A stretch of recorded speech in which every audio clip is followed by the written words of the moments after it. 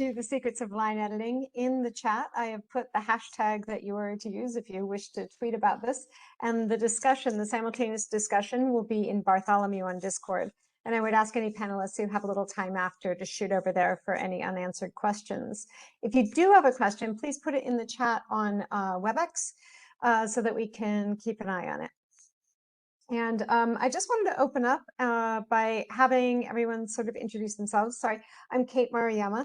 I do line editing mostly through the fact that I teach and I do private book coaching. So I'm really interested to see what our panelists have to talk about today. Just go around, introduce yourself, and you can talk a little bit about, mini bio stuff, and then also about the type of editing that you do and the world in which you do it. I'm going to go in the order of what I have on my screen, so I would love to open with Leah. Hi, I'm Leah Rambat. My pronouns are she, her. I work primarily with indie authors, and I offer developmental and copy editing in addition to line editing. And I write spec fic, and that's mainly what I edit into. Great, thank you. Sean. Hi, I'm Sean Morrissey Carroll, and my pronouns are he, him, and catch me on Twitter, Buffalo Sean. I am basically an editor in Houston and a writer.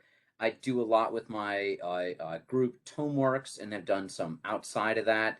And I love line editing for being like getting into the zone. Developmental, big concept things, I'm always going off sideways, but line editing is like the nitty gritty. I love it.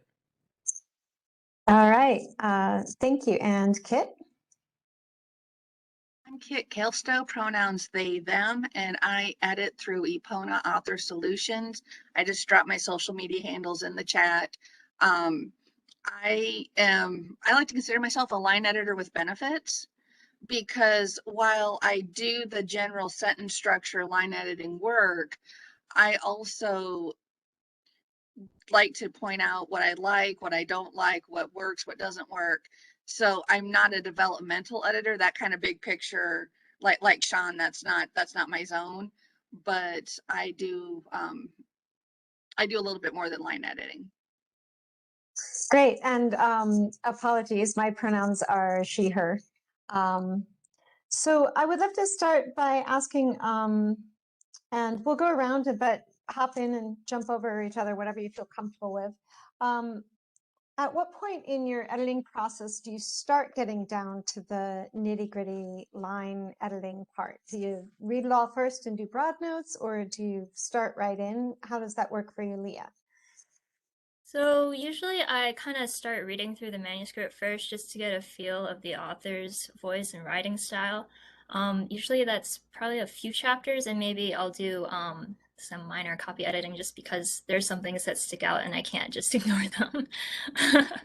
And then I'll go back to the beginning and then start seeing if there are any kind of like clarity issues, if there are any confusing sentences, and then that's when I start getting into the line editing part. Cool. Sean? I gotta do a read first for sure, and that can be really fast actually when you're trying to read something and you're glazing over, you're just running through things. That's fine, like that tells you something about a passage in a story. So when I go back and do a second one, hopefully I have an idea of what the author wants to do with it. And yes, that authorial voice, like when you're doing line editing, is when an author is a character. Oh, interesting. All right, and Kit? I actually dive right in. I like to come at it from the perspective of, I just grabbed this book and let's dive right in. So if I need to go back and read things, I do. And then usually I note that, that maybe something wasn't clear. But for the most part, I just jump right in. And so how detailed do you get in your line edits as you go through? Is it sort of like every sentence, or does it come up in patches, or how does that work? Anybody can jump in on that question. For me, it depends on the author. I've got some authors that I edit where it's every sentence, and I've got some authors where it's like, okay, this is great. Well, this section is a little rougher. I agree. It varies. Sometimes uh, you can go pages without having anything, and then there's like patches. Mhm. That's when things are going well, that's a great time to say good job. So I considering I don't know, I used to be an art critic, and so I will totally be harsh as hell if something doesn't work for me. But if things are working, I got to remind myself, put good job on that page, put notes on it. But yeah, there have been times where it's like 2 pages or so, and I'm like, there's nothing to change here. Well, and it's useful, I think, also to tell a writer what's working, because especially if you have those patches that are really rough, saying this is working really well here gives them something to sort of go for in the next go through. So how do you get a sense of the writer? Do you talk to them ahead of time, or through email, or do you just go into the manuscript itself? Usually it's there's a conversation beforehand, mainly by email for me. Just trying to figure out what the author wants to do with their project, what their goals are. Um, and then that like what kind of sometimes I don't always do this, but if I feel like the author is confident and experienced, I might ask them just to tell me what they think the story is, and then I can kind of work from there when I look over the manuscript. Mm. I'm always working with people I know. So I'm definitely the noob of the crew here. So thank you guys for being awesome at what you do, and I hope to learn from y'all as well today. But it's very much and an author as a person is different than an author on the page. And so if you know someone, then sometimes you read something they wrote and you're like, that's not what I expected. So kind of divorcing that is important for me. But yeah, that first read through, then I can be like, okay, I think I have an idea, and sometimes I'm wrong for where they want to go with it. I have a somewhat detailed intake form on my website for them to fill out. And then usually, yeah, it's an email conversation, although I'm open to booking phone or Zoom conversations as well, although I do better with written emails. So yeah, I get to know them a little bit that way. And then maybe I've just been lucky. I edit speculative fiction and romance. I've got quite an extensive romance and erotic romance background. And I've just been blessed to work with authors that have really strong voices and really great visions. And usually, that initial conversation is all we need. Well, and yeah, I have found among authors that I edit that the genre crew is always way easier to work with. There's a shorthand, there's a friendliness. I've never met a writer in that arena who's like wholly about their work and isn't open to, it's just a lovely crowd, which is why I love this conference. So someone had asked a question on the side, but I wanted to ask a preemptory question for that. So do you do line edits as part of a developmental edit, or do you regard it as a separate service that you offer? Well, usually I advise doing a line edit with a developmental edit, depending on how deep the dev edit has to be, just because the changes that you make for the developmental edit will probably affect all the line editing that was done and kind of just like make it null and void. So it's better just to keep them separate depending on how deep an edit you need. Can you speak to that at all? Sure. I don't specifically offer a developmental edit. When I have worked with authors who need more fundamental, point of view, characterization, more basic type developmental things, I do I do the service they hired me for. I do the line edit, and then I provide them with resources. And hey, you may want to look at this. This may be something you want to look at along the sides. It's wild because I never thought of those as separate things until Margaret asked a question, which is, do writers sometimes think they need a line edit when they maybe need a dev edit instead? In which case, would it make sense to go ahead and line edit? Have you ever, so I guess, Kit, that'd be a great question for you. Have you ever said, look, you need to go fix this stuff first before I get down to the nitty gritty, or? Not when I have freelance. Now, I ran a publishing company for 10 years, and I, try to be nice because I've been on the other side of the submission bucket. But, there's been authors I've said, I really like your story, but you've got to get your fundamentals down first before I can look at it. I have not run into that with people who have actually hired me to edit. Again, usually there's been enough meat there to actually do the line edit, but it's been like, okay, this is something that we need to work on. And the authors have always been very open to that. Mm-hmm.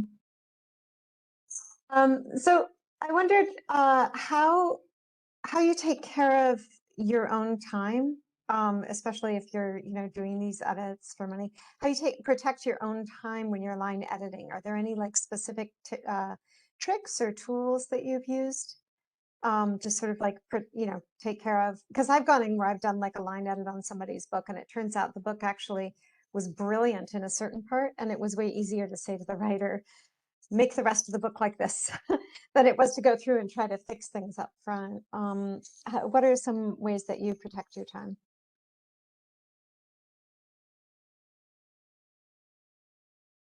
It's about notes. A lot of times I like to tell authors where I have questions, or basically offer up, like, here's a suggestion because you have a loose referent here, and you might want to change the phrasing here, but that would change the meaning of this on page 23.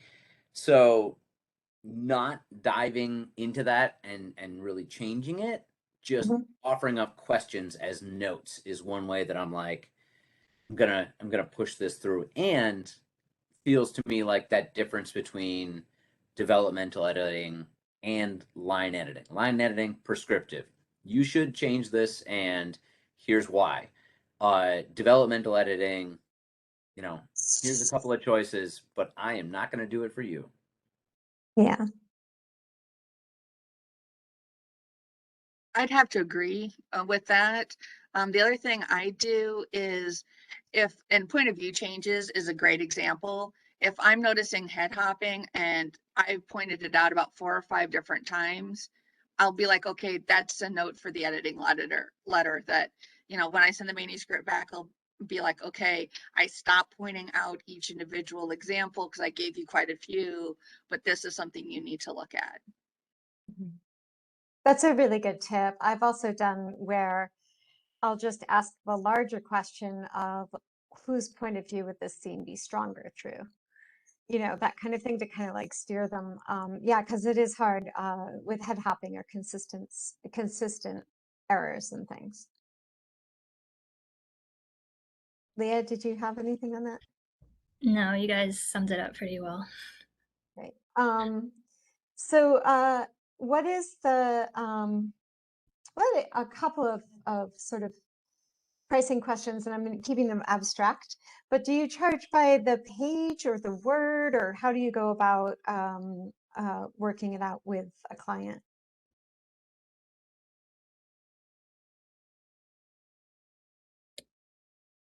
I have my pricing philosophy on my website. I am aware that my rates are less than most editors with my experience in that charge, but I also have a philosophy spelled out that I believe every author deserves a good edit. So I do mine by the word count, and it's all broken out on my website. Oh, that's great. I do it by the word too, and all my rates are on my website as well. Yeah, yeah. No, I just wondered if there were, different manners of charging and such for people diving into editing out there. Mm. I'm going to throw this out from the EFA website, which is line editing, developmental editing, same price. My thoughts for sure are there are 2 things that go into the price of it, and let's say this is for writers who are looking at pricing of what people are asking as well. there is the work involved, as well as being able to, keep the lights on. And then there's opportunity cost. So if you're coming from the side of a line editor, you're going to have to think a lot about how much am I going to have to do things. How is dealing with this client going to go, as well as what else is going on, in my life. Like earlier today, I was catering, and it was super close to where our shop is, and the price was way cheaper than if I had to drive an hour out there, and an hour back afterwards, and it was on Mother's Day. I'm gonna totally rip you off on Mother's Day because like that's when something else is going on. So there's so much other things going into what a pricing structure is. Mhm. Um, so there was a question from the audience. What is your client balance between self-pubbed authors and authors looking to query agents for traditional publishing?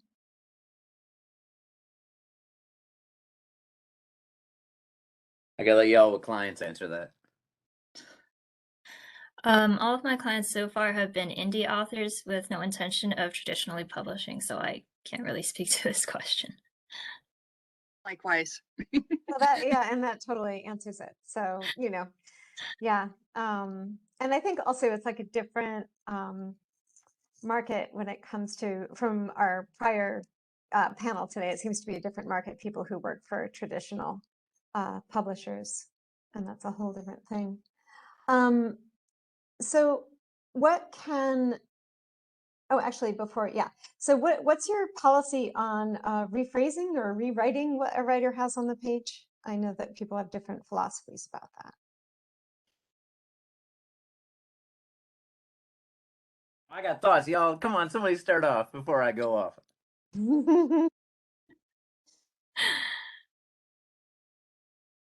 Go. Go. Did you want to go? No, go ahead, Kit. Okay. If I can do it without changing the writer's voice, I will. Otherwise, it's a comment and an offer a suggestion. Mhm. Yeah, usually that's how I go about it, unless it's like a really confusing sentence, then I might just make the change in the manuscript and then say in a comment like rephrase for clarity off on the side, just so that they know that the change was made and they can see the original if they want with track changes. Yeah, because it's been edited different ways. And I've seen sometimes strike throughs, which always seems to me, I'm a teacher, so I'm like, that's the worst pedagogy ever. Like, because it's very damaging for a writer to see their stuff. It feels, so it's just very interesting to me. People have different styles of doing that. Let me throw this out, which is that line editing is absolutely a gray area. And let me go to this, which is what Reed put in the chat on Discord. Love a quick definition of the difference between line editing and copy editing. Copy editing is pure mechanics. So your phrasing can be ridiculous. Your plot can make no sense at all. Your characters can change names and genders and heights within a paragraph. I ain't gonna fix that. Like it is the period in the right place? Are the words used correctly? That's copy editing. So in terms of a writer and especially an indie author looking at different things, uh, you want a line editor, on the rung of things that you can afford to pay for. Copy editor does go below that because a line editor is going to fix a lot of those things, but it's also going to give you, a lot more in that respect. But I feel like rephrasing is absolutely a thing that happens, and either presenting two different things or working closely with an author that needs more help on their stuff. I've even done it where I've like had a phone call, been reading over the piece with somebody, and they read their own sentence. I read back a totally differently phrased sentence, and they decide if they want to change it or not. And after a page or so of this, I'm looking at it's on my screen, and they are starting to rephrase their own. They're realizing their own mistakes. So a lot of them, it might feel like it's being, you know, heavy handed with changing phrasing, but this is not, copy editing. This is like, we're going to fix your lines and make this make sense. So I think that's where letting a writer know something is going well is actually very useful, because sometimes they make just beautiful sentences, and it's good to point out that one, because then they'll definitely look at it and say, what is beautiful about, oh, it is a good, and that sort of helps in teaching too. Which someone asked, what about the personal in this part of the business, gaining and keeping clients, being supportive? How much personal interaction do you put into the work that you do? And a lot. And I think part of that is from running a publishing company. I love nothing more than to take an author, this may be their first book, this may be their fifth or sixth book, but they're still feeling a bit wobbly. And when we get through with the process, they feel good about their writing, they feel good about our interaction. I am all about encouragement. I'm all about, reassuring people. I also do author coaching, and I like to work with like neurodivergent and chronically ill authors, because that's me. So I know that this publishing world can be really tough on indie authors and on those of us that don't quite fit into neat little buckets.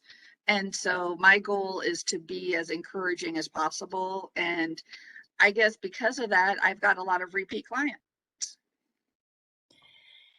Yeah, definitely have to be a cheerleaders, because sometimes authors start second guessing themselves, especially during the editing process, and you have to always kind of like say, "You're doing great. I'm here to help you." And sometimes that means more check-ins if that's just what the author needs. And usually, the amount of communication is it differs from author to author depending on what they need. Yeah, I think it really helps, because just I think delivering that sort of 1950s kind of daggery, stabby, horrible stuff will actually shut a writer down.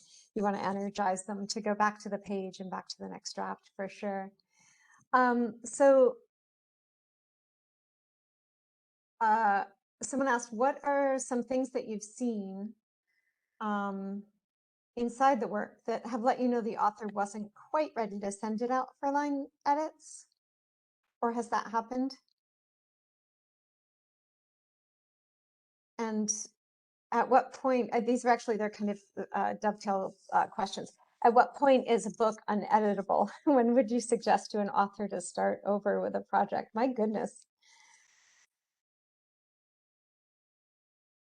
Anything is fixable. Is it saleable?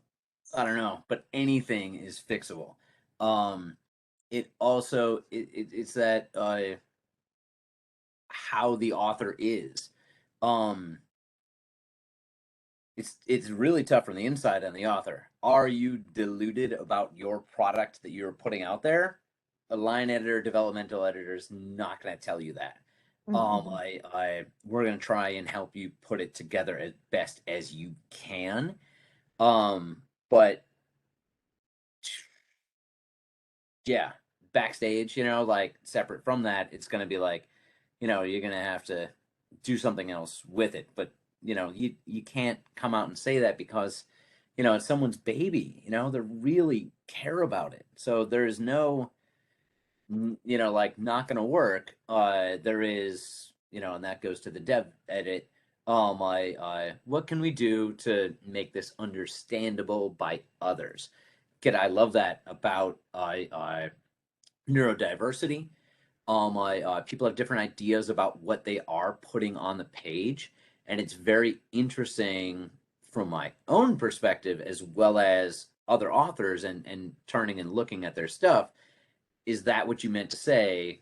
Did you skip, something there? And line editing, once again, it's that zone of like, I feel like I can, look at it like a whole bunch of blocks, to fit together.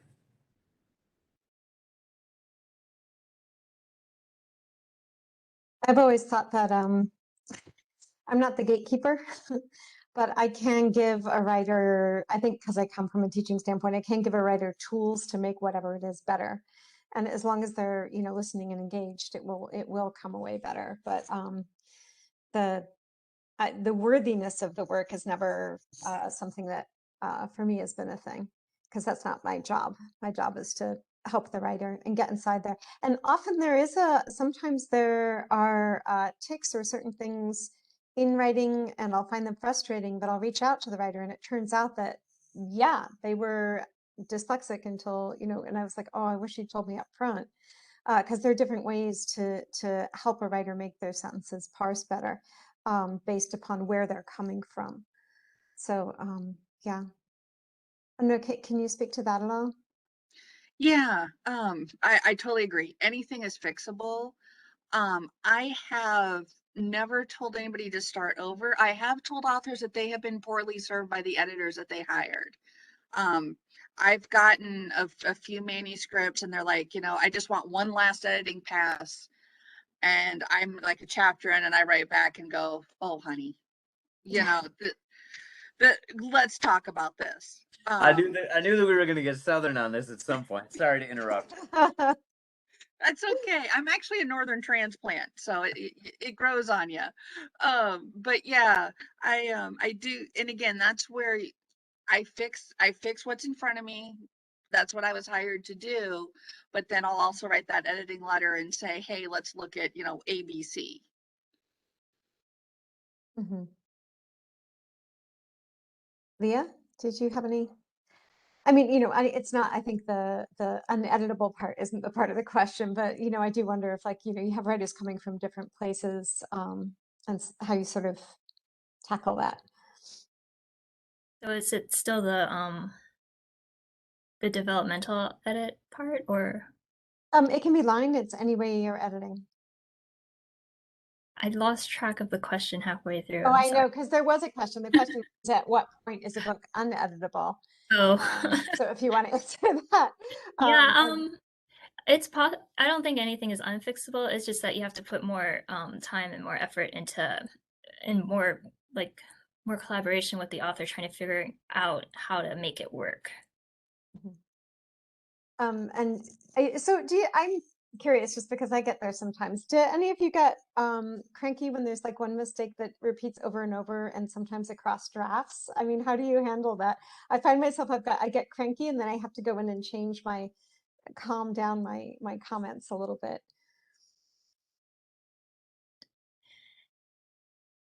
It's that first read, you know, like if I can tell it's going to happen 20 times, and you can just do a search for it next time you go back through. But yeah, I like to read through quickly, you know, first beforehand.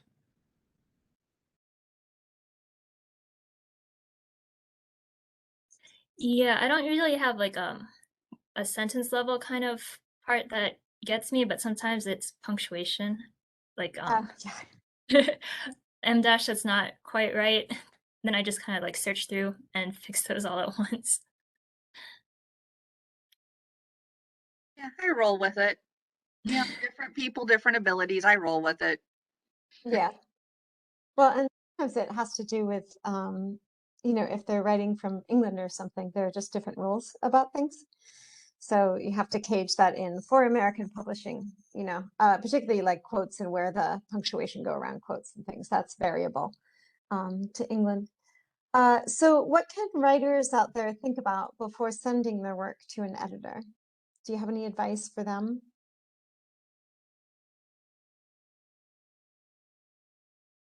I have a free worksheet that's a download on my website. It's my marketing mindset and editing bundle. And I give about 8 different things that authors can look for that would make their editors very, very happy. That's a great idea. Yeah.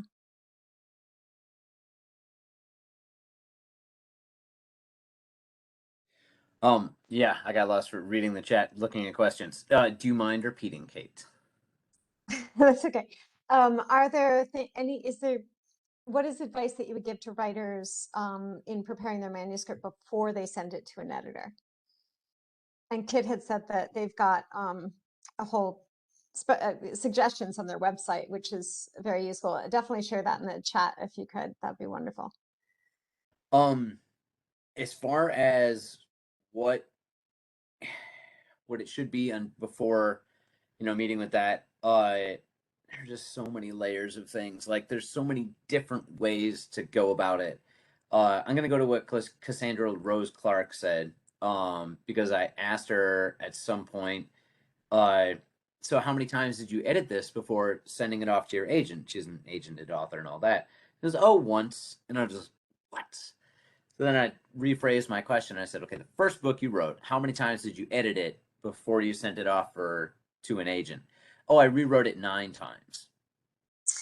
Right. So the thing is that this is some Mr. Miyagi shit right here where we got to be like, you might not understand why writing a whole bunch of short stories, writing a novel, putting it aside, not touching it for 3 months, before picking it up again, writing a second, a third novel before trying to publish the first one. There are so many ways to go about it that every time you're writing, you're practicing. So when does that practice become, actually fighting in a ring and Karate Kid? Like you never know when it's going to happen. So it's just about, practicing again and again and submitting or having a critique group, showing it to other people. There's just so much practice. I mean, I would advise definitely getting secondary readers before going to an editor, because you want that editor to focus on the more finished work. You want them to you want to get the most bang for your buck. And if your manuscript isn't there yet, the editor can definitely help you make it better. But if your aim is to get it somewhere publishable, to go through a few drafts. Also, if you are able, reading through aloud is something I highly recommend to all my writers, because if you're stumbling over the words, there's usually something that needs help in that sentence. Yeah, I agree with that. I know it's hard to find the time sometimes just to read through that whole manuscript out loud, but you really pick up on things about your language and your punctuation when you do that, and that'll really help you get your manuscript ready for the professional edit. So they're going to be looking at something else other than the little things that you would probably notice on the read aloud. I mean, Oh, go ahead. Yeah, Kit. Microsoft's text to speech, or using a text to speech function, I find is extremely helpful, because not only you take yourself completely out of the equation, and you're listening to it like a robotic audiobook, but then things I find really jump out as far as what may be happening with the story. That's a really great suggestion too, because I know I have a lot of students who are uncomfortable reading out loud, so that process doesn't work as well for them, or it's difficult. But that's a really great suggestion. I also tell them to change the font or send it to their Kindle and read it, because if you read it like a book that you've purchased, sometimes for me, the parts that are unprofessional or aren't working jump out much more than if I'm scrolling through my document for the 52nd time, for sure. Let me say this with sharing as well, because the first, 4 or 5 chapters of something I ever wrote, I was like, I wrote it and I'm like, okay, I'm gonna write an entire novel, and someone asked me that if they could see it, and I said, oh no, it's not ready, and they convinced me by saying, no, I have a piece of shit as well. So we traded, and to see things that are half formed is super important for an author. Because if you think you're writing and you only read things that are published, indie published counts absolutely, you're going to see them as extremely similar. If you read things from other people that are drafts, that are rough drafts, that are in progress, you'll start to see where the mechanics of something that is partially done is. Like, we all watch movies, but we have no idea, like that 7 years goes into something before the movie is made. And we judge based on this final product that was put out. But there's, so many different versions of things that go in the first time. Actually, the comic book of Star Wars original script is available, and it is completely different. It takes place on the planet of Wookiees, I think. It has nothing to do with what the end final end one ended up being. So it's good to see half-formed things. Well, and there's an edition, I believe, of The Great Gatsby before and after, and also Gordon Lish's edit of Raymond Carver's collection, where you find out that actually it started out that it's so revered, but it started out as very, clumsy stories. And so, yeah, knowing process and knowing that it's not the drafting that makes your book done, it's the rewriting that makes it turn into something great. I believe a lot of people think that people sit down and sunshine comes out of their fingers every day. And those of us who've been writing for a while know this is definitely not the case. So do you have other sort of, gosh, it's so funny because I'm like trying to serve the writer and the editors here. So let's do editors first. Do you have tips for how you go, what you're looking for specifically in line editing that you can help folks who are out there editing? Or do you have a methodology just sort of, that makes it easier for you to get through a manuscript than it did, say, when you first started? That you're willing to share, obviously. If you're not, that's fine too.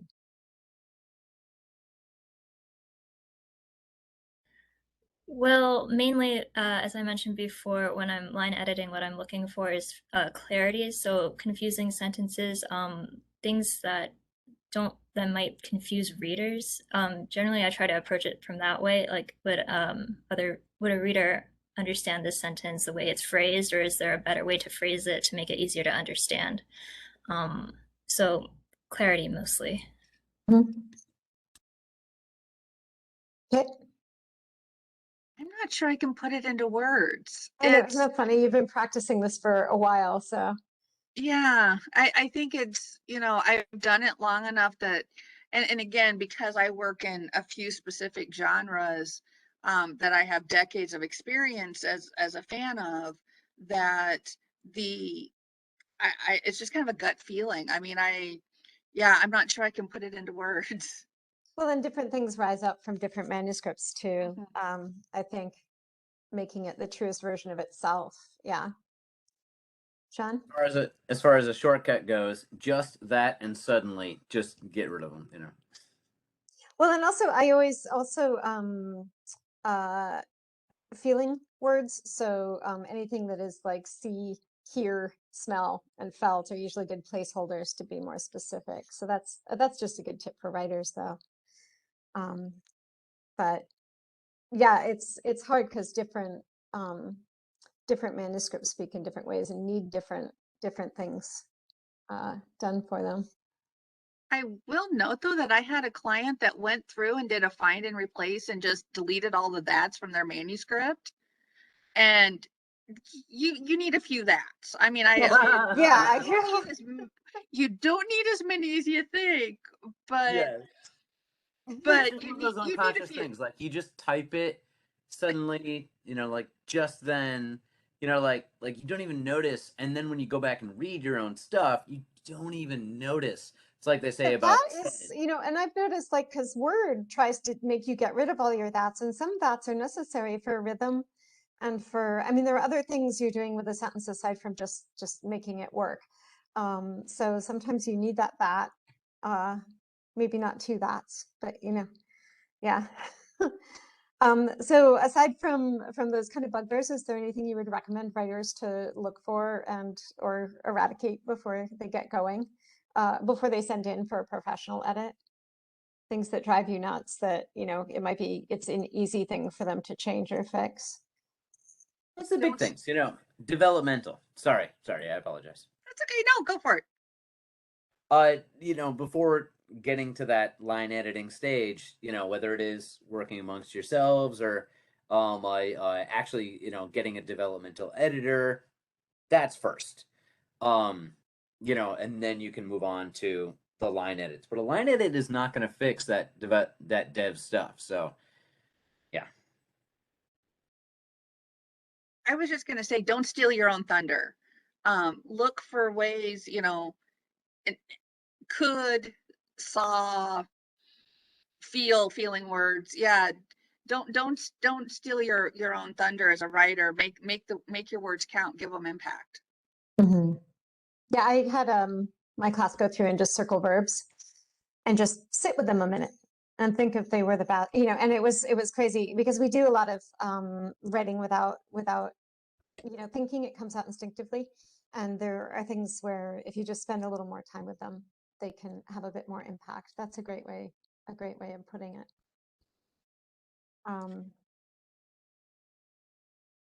Oh, there've been a ton more questions. I wasn't scrolling. Do you recommend line editing for short fiction, or is it something that makes more sense for noveling? What's your goal with it? You know, 'cause would you try and would you pay money for someone to do that professionally? Which of course take money, yes. That you are going to then turn around and try to submit to a magazine that is not going to make you any money. No, I don't think so. So it's about what the stakes are, you know. Yeah, that's my thought. Yeah, I agree with that. I've had a client come to me for a line edit, but for like a short story kind of epic poem kind of thing, and she was just posting that on her website. So that was understandable for a line edit, but I'm not sure if you're going to submit it somewhere else if you would want to do a line edit for like a short story. Oh, go ahead. I'd Sorry. agree. Yeah. I don't know. I just had the best edit by a very tiny, a tiny online magazine by a student editor. So I really enjoy a line edit on a short story, but also I feel a little more insecure on short stories than I do on novels. So I think it's based on the individual. Someone asked, how do you strengthen author voice? What sort of things or weak points are you looking for? Any tips for strengthening voice? That's a really tough one, right? Read it.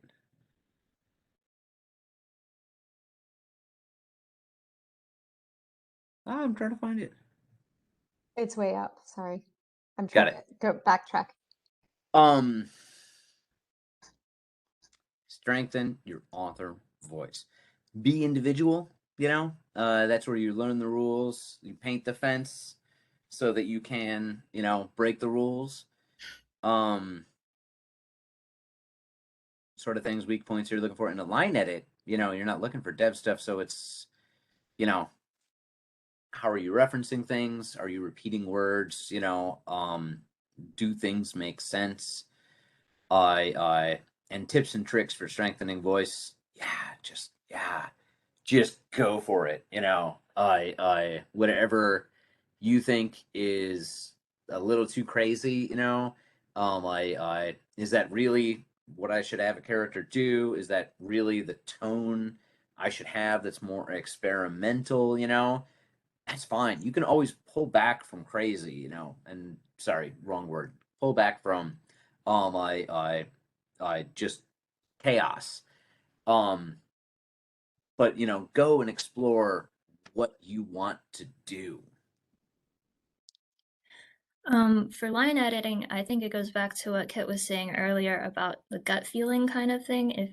It's a lot of sound-based kind of thing for me, at least. I'm not sure about everyone else, but if the sentence sounds right, you kind of just know. And for strengthening author's voice from the writer's end, I would say write a lot, free write a lot. You'll find your voice, and then when you do, you can just focus in on that. Well, and I But it think you takes can time. also, yeah, ask questions of the characters who are telling the story. You know, there was something that was just a really good guide, which is how long ago did the story happen? Who is the character telling the story? Who are they telling it to? Which is more for the writer to know, not to put on the page. Like, are they talking to a best friend really urgently? Are they trying to pitch their case to a judge? That kind of thing. How long ago it happened, and why is that character telling the story now? Those are all things that strengthen voice. I'll put that in the chat on Bartholomew after. It's like I've got it in my head. It's a little hard to keep up with. So do you have any, this is for the editors, do you have any suggestions for someone with formal editing training, copy editing certificate, but very little experience and no testimonials for getting started? So one thing that you can do is to sign up or join memberships, professional organizations like the Editorial Freelancers Association, ACES, the Society of Editing, or for editing. And a lot of my clients were referral based, so I had writer friends or editor friends who were no longer taking clients, and I would say like, you can send them to me if you want, and I would start a conversation with those clients, and if we were a good fit, then we would work together. So word of mouth as well. Mm-hmm. Kit, do you have any tips on that? Yeah, those are good tips. I would say if you have writer friends, one of the things that they always talk about in the coaching world is do some free or low cost editing to get those testimonials. And so that's an option. The other thing is, I would say, believe in yourself. The editing world is very saturated. And alas, not everybody who has editor after their name really should be. And so if you're new to this, don't get discouraged. Don't worry about a lot of the big things. Just do your best work and network, network, network. That's really great advice. Sean, do you have anything on that front? The only thing else I can add to it, Kit made a great point. Is trades. Whether it is something writer related or, fix my computer and I will, line edit your thing. Like something that's worth it. That is in trade, and then everybody feels like they're winning. And then it's so, like Leah said, based on word of mouth. But that is literally every business. That is selling a book. That is selling a sandwich. That is selling a pair of glasses. It doesn't matter. Word of mouth is 100% the thing to do. So be nice, be cool. Yeah, and trading work, you learn a lot about your own work if you're helping edit someone else's. And also you can ask them if they're a friend, like, how did I do? Would you feel comfortable doing a testimonial for me? That kind of thing. And it's a good way to build up. You can, just make sure that the language on your website is comprehensive. I'm totally going over to Kit and Leah's websites again and like digging in there because that really helps people. So when they land, they know that they're going to be taken care of, is another way to go. And yeah, I'm also interested to see how you do your pricing on your website because I've seen a lot where people just like leave it a mystery and then you have to reach out to the editor and say, yeah, but how much is this going to cost me? And it's a little embarrassing when they say so much and you're like, dude, I can't pay that. So it is good to have a really comprehensive mode of attack, and that might just actually get you more business because there are a lot of very obtuse websites I found. We have a couple more minutes. I wonder if there are any last thoughts. Is there anything that we haven't covered here that you feel like it would be valuable for editors or writers to know? Ian, in a text on the Discord. It's a comment, but it's a question. Networking, the death of introverts. And we are all, I mean, Does everybody in the writing industry. does anyone have any thoughts on this, Kate? We're all introverts, dude. It's a switch in your head. Yeah. Sometimes it's some fake whatever. But the way around it as well is that the internet is awesome. I can be here with nobody at all. There's a cat somewhere. And yet, can be speaking. You can meet people on Reddit and have whole conversations and review and beta test, beta read, and look at each other's queries, and never actually know who it is. By the way, disclaimer on that: if you go to Reddit for some of that stuff, you'll get some of the harshest advice that you will ever get. So, huge grain of salt for any Reddit advice. There's also in, if somebody remembers, I was looking for, find crit beta. So I will put it in the chat if you do want some beta readers or to talk to other people. And there's also an editor's chat in Discord. So there are lots of places where you can look. Okay, Erlia, any last minute advice? I do have a resource for writers. It's called self-editing for fiction writers. I found it very useful. I'll drop it in the Discord as well. Just for self-editing, that first read or that last read through before you send it off to an editor, it's a good like last check kind of thing. And those are great. I'd like actionable directions, but Kit? My advice would be twofold. One, have faith in your work, and two, and this may sound counterintuitive, know when to stop. My husband edits for a friend of his, and he's been working on this novel for like 10 years. And every time he gets a call from his friend, I'm just like, dude, stop. So at some point, you can edit the life out of your work. A good dev edit, a good copy edit, a good line edit, as well as your self-editing, and you should be good to go. If you find yourself constantly going over and over and over work, that may be a good time to just kind of let it go and see what happens. Yeah. Well, thank you so much, all of you. This was really great. We will be, well, those of us who are able will be over in Bartholomew in the chat room for any further or individual questions that you do have. Thank you all for coming.